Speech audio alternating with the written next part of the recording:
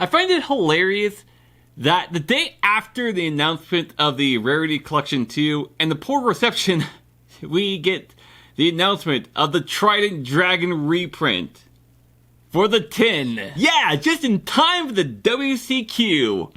Oh no, wait, that's actually about a couple months after the WCQ, and just after the reason why people wanted the reprint in the first place. Yeah, way to go, Konami. That's some fantastic PR on your end. The only real appeal of the Rarity Collection 2 is some upgrades for some other cards and branded players and Blue Eyes enthusiasts.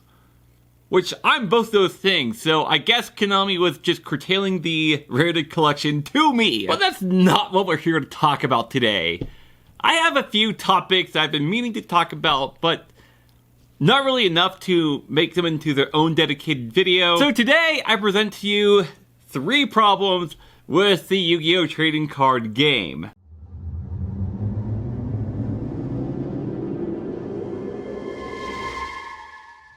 There's this big discussion right now about how floodgates are bad for the game, and there's this point out there that basically says, I'm paraphrasing badly here, that while these floodgates are disgusting, they're really hard to achieve and can only be achieved by niche decks.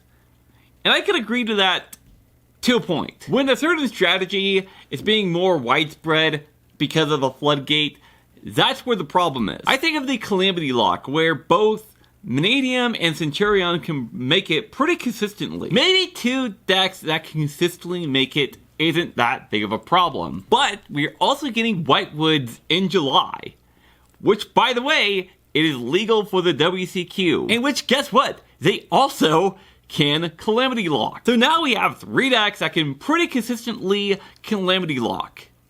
It's a problem, and it needs to be addressed. But let's just forego that problem for a little bit, because really, that's not my big concern either. My big concern with floodgates, in my opinion, is that they promote bad deck building and over-reliance. At my local scene, there's this group of kids between, I think, like 16 to 18 who all generally play the same style of deck. I think I've talked about these kids before, but before the floodgates were banned or limited, these kids would do nothing but put out floodgates with no real game plan for when their opponent outs them. In turn 2, when I was dueling one of these kids, this kid just flipped up 3 floodgates and acted like the duel was over. I think it took me like a couple turns, but I eventually outed these floodgates and just ran them over because they didn't have a strategy other than sitting on these floodgates. When the other floodgates were banned, this kid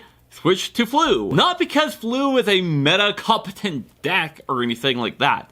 No, it's because Flu can run other floodgates. The problem is that it's not teaching them deck building and strategy and interactions. It's not doing any of that. My big problem is not floodgates in and of themselves.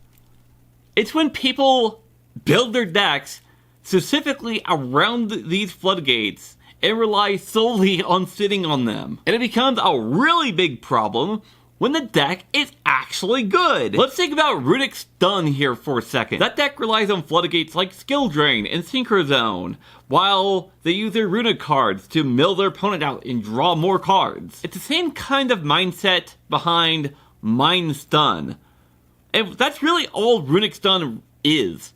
It's just Mind Stun 2.0. Like, there's this one guy at my locals who is actually pretty competent at the game, but oddly enough, he does not know how to play the game without floodgates or a hand rip strategy. Every deck the guy runs is either floodgate turbo or hand rip your opponent until they don't have any cards to use. I feel especially bad for new people coming into the local scene, trying to learn the game, and playing against that kind of deck.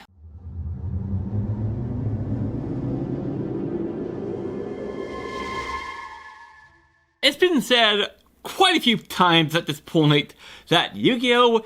Is not an easy game to learn.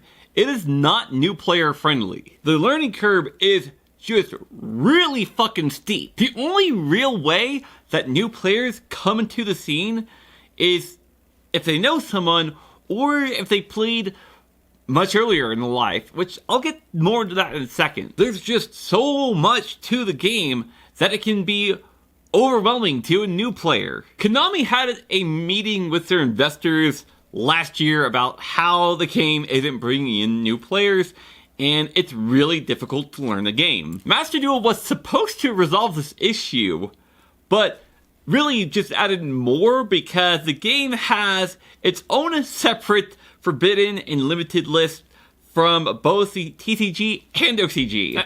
I feel like Speed Duel was also supposed to fix this issue by creating a slow environment, ironically enough, but it's pretty much its own separate game from normal Yu-Gi-Oh! Now, I bought the 2-player starter deck out of curiosity and maybe to do some experimentation with it. I did the whole comic, and I feel like it's a step in the right direction, but it's overwhelming in what it's trying to accomplish for a couple different reasons. First off, the tutorial just kind of leaves the 2 players in the middle of a duel by the time the tutorial manga finishes. 2, I think it's just a little too much all at once. It does scale it way down, which is good, but you have to start from very basic and build from that. The biggest complaint I hear from returning Yu-Gi-Oh! Boomers that never want to touch the game again after returning is that Yu-Gi-Oh! Used to be the big guy attacks the small guy. Now it's just too complex with the new synchro and pendulum summoning. It's just too much. The 2-player starter deck starts out that way, but I think it makes the mistake of introducing cards like Zeus. And the summoning mechanics alone really aren't the issue. It's what can and can't be set, when something can and can't activate, why does this green card go here, but that one doesn't, what spell speed, what do these stars mean, what numbers, what do these numbers mean? It's the everything. It's everything. It's too much.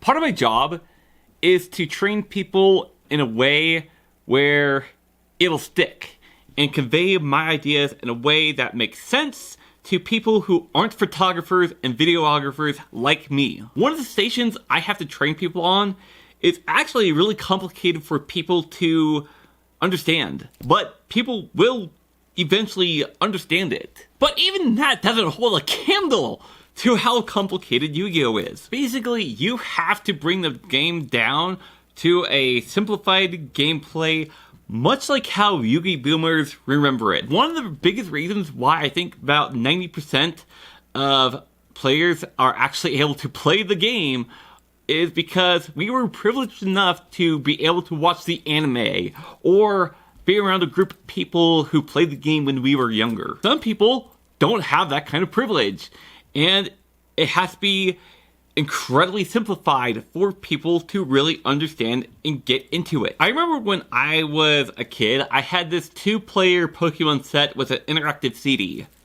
Really showing my age here. But I remember this CD to this day and how the Pokemon TCG functioned, at least way back then. I would always play for hours to perfect my strategy. I remember most of basic play solely because of this CD. With the modern era, we have access to phones and apps. And the Digimon TCG did something kind of similar, and released an app to teach people how to play the game. And that was before the game was even released, and it's still being updated to this day. And there's a few different tutorials for the game in this app. I feel like Konami really needs to look at what its competitors are doing when teaching people how to play the game. Instead of making an app to try and make more money off of people buying virtual packs, they should release a free app to teach people how to play the game. The reason why people are understanding what I'm training them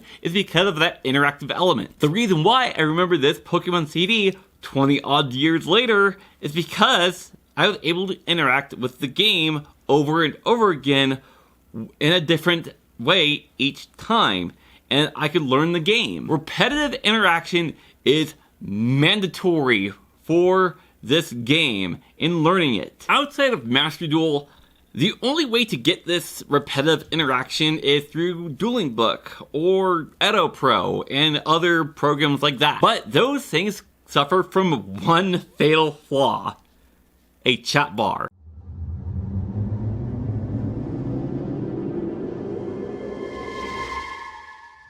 The community in person is mostly fine, but online is a totally different story. You might find someone who is really helpful to you as a new player. The next person might just flame you through the entire duel for not knowing how to play the game. I've encountered a few people like this, but I typically don't think anything of it. I was in a duel recently where I had Hanger, Driver, and Faithful in my hand, and I activated Hanger first, and my opponent used Cosmic Cyclone against it. I don't remember the other two cards in my hand, but I was pretty much screwed either which way. But then I got this comment: "Thank God you play as bad as your deck, otherwise I'd get 2-0'd here. Wow. What possessed you to throw Hanger before Griffin? It's crazy. Literally had the freest game. Can you not be a dick? No. Cool. Go fuck yourself." After that point, it did that thing where I just minimized the window and opened up a new one, let him throw his little tantrum. I'm not really interested in getting into a flame war with some dumbass on the internet, but a tantrum he did throw. It's called learning, you fucking cream puff. You need to be told why you lost. Ain't no better way than flaming you.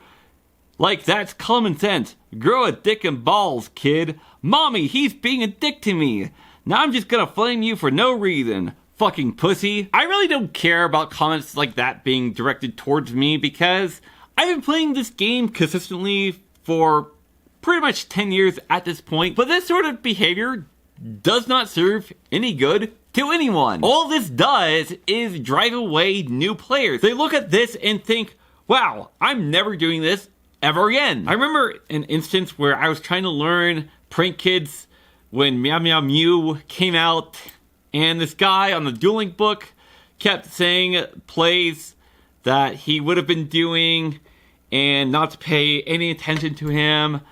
That experience made me never want to touch the deck ever again, which is sad because Prank Kids is the first deck I used to go undefeated. And here's the big thing: everyone is going to misplay. Even veteran players are not immune from misplaying. It is very unlikely that they are going to misplay, but it happens. Even that guy at your locals who consistently tops tournaments is subject to misplaying. It happens. In isolated incidents, it's negligible. But when a lot of people are having the same experience, it's a problem. It's actually a pretty big reason why I don't play FPSs online. I try to play the game, learn it, but then I'm immediately outskilled by other players telling me to get good and harassing me until the match is over. I'm not going to commit hours of game time playing a game to which the response to that is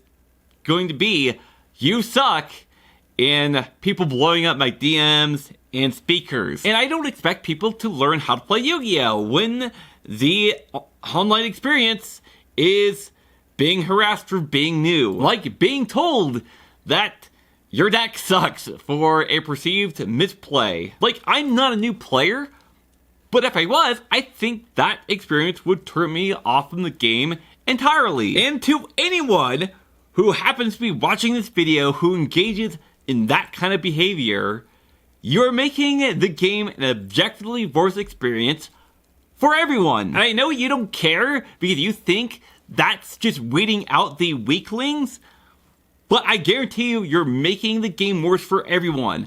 You know why Call of Duty sucks?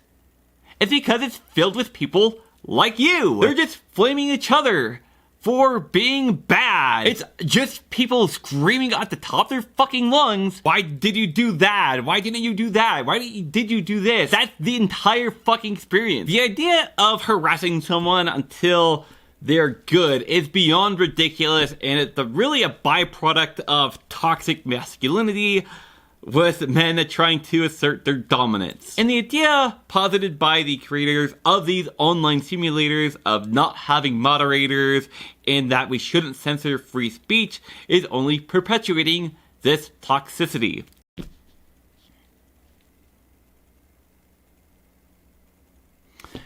And that's the problem with the game today.